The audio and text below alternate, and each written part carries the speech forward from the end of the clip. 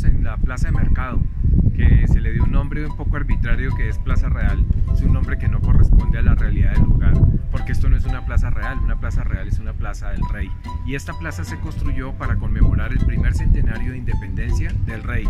El edificio es bellísimo, es un edificio con mucha historia, un edificio que se empieza a construir aproximadamente en el año 1918 para el centenario, el primer centenario de la batalla de Boyacá, pero se construye fundamentalmente su pabellón central.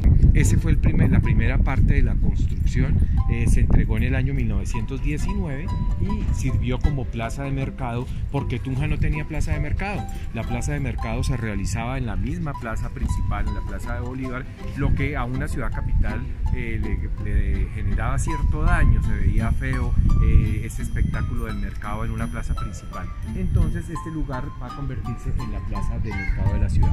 Los pabellones adicionales que vemos a lo largo y ancho del edificio, que rodean el pabellón central, se construyen para el año 1939 con motivo del cuarto centenario de fundación hispánico de la ciudad de Tunja. Ojalá en este bicentenario le cambiemos el nombre, le hagamos justicia, la llamemos Plaza de Mercado de Tunja o la Plaza Lelarche, en honor a Gastón Lelarche, que fue el diseñador de este bellísimo edificio, uno de los edificios republicanos más importantes de Colombia y por supuesto de Tunja. Bueno, este espacio que tenemos acá a mano izquierda es parte de la famosa cárcava de San Francisco. Aquí en esta cárcava vemos algo muy interesante, que es el puente del Topo, un puente colonial muy importante, que en época de invierno, que la cárcava bajaba con mucha agua, entonces la gente que iba para Vélez o para El Socorro, ciudades muy importantes en época colonial, tenían que pasar sobre este puente para poder continuar su camino a estas poblaciones. Bueno, este edificio se construyó en los años 30 para los teléfonos de Boyacá. Ni siquiera Bogotá tenía telefonía automática y la vino a tener hasta el año 48-49. Boyacá se adelantó en eso. Es un edificio de arquitectura deco.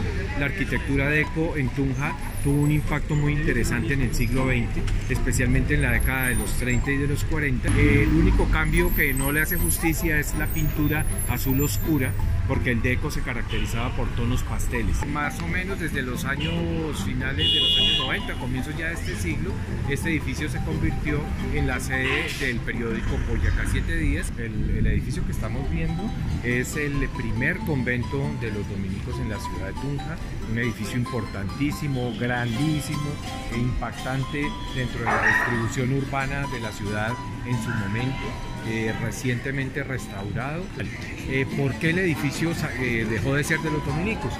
Todo esto responde a las expropiaciones que hizo el gobierno nacional en la presidencia de Mosquera a mitad del siglo XIX.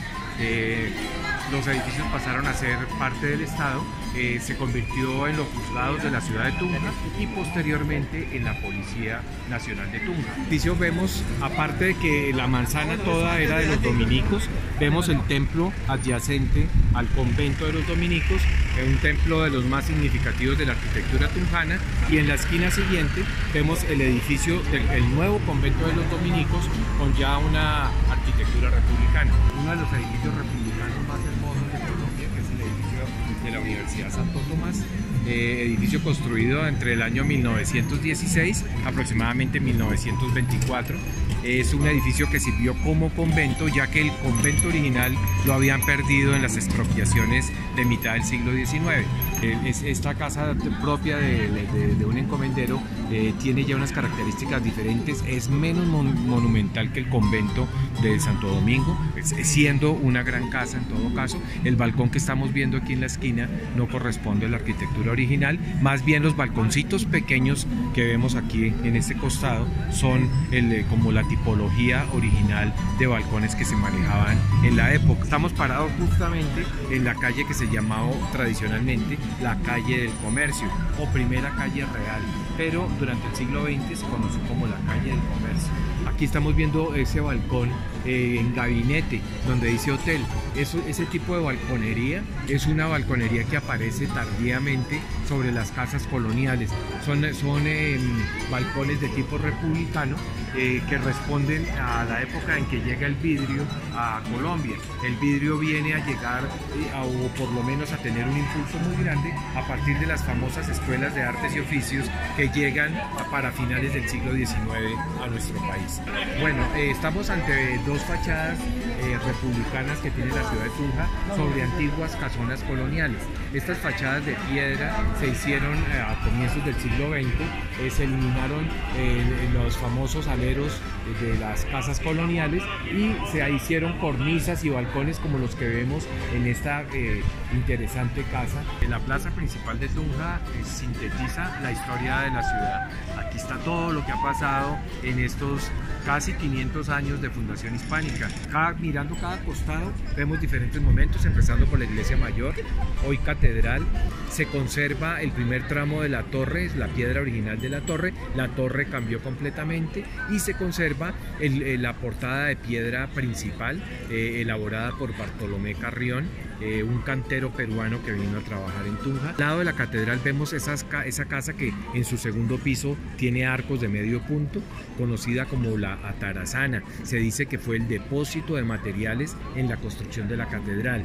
Y justo al lado, la casa más portentosa, más importante, imponente, la casa del fundador de la ciudad, Gonzalo Suárez Rendón. Esta es una bellísima casa colonial, seguramente de un encomendero en su momento, con sus balcones originales, una casa hermosísima de la época colonial. Se dice que acá habitó en algún momento uno de los pintores que vino a trabajar en la decoración de las iglesias de Tunja y que se trajo de Santa Fe un enano que le colaboraba en la preparación de las pinturas. Ese enano era muy rumbero y se escapaba por las noches de rumba. El maestro le molestaba pues de que llegara a golpear en la noche, en la madrugada, y algún día que no le abrió, el enano se congeló y murió congelado acá en este portón. De ahí sale una historia de que se llama el enano bailarín. Bueno, este parque tiene una importancia grandísima porque se dice que este era el lugar del saque. Esta era la plaza principal, el principal cercado de Chunza, la ciudad prehispánica donde vivía el saque.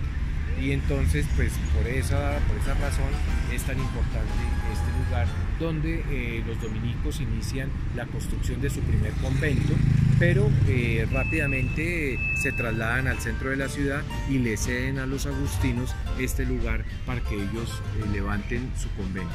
La historia del convento es compleja porque tuvo diferentes usos en la historia, llegó a ser universidad, se convirtió en la cárcel de Tunja desde mitad del siglo XIX hasta mitad del siglo XX, mal conocido como panóptico, porque esta no es una arquitectura panóptica, es una arquitectura de claustro, unos fines muy distintos. El edificio cuenta con una espadaña, que es el lugar, el elemento arquitectónico para albergar las campanas, tal vez la espadaña más grande que tiene Colombia, una espadaña muy hermosa.